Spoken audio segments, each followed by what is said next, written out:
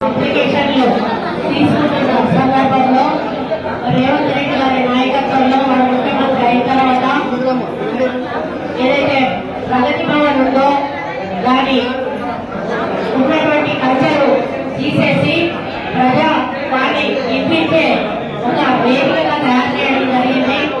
ప్రజావాణి పేరిట అక్కడ వేలాది మంది వచ్చి అప్లికేషన్స్ ఇచ్చి మారుమూల ప్రాంతాల నుంచి రావడం చూసి వారికి వాళ్ళని ఇబ్బంది పెట్టడం ఎందుకు, అలాగే ప్రజల వద్దకు పోతే బాగుంటుందనేటువంటి ఆలోచనతోటి ఈ ప్రజాపాలన కార్యక్రమానికి శ్రీకారం చుట్టడం జరిగింది.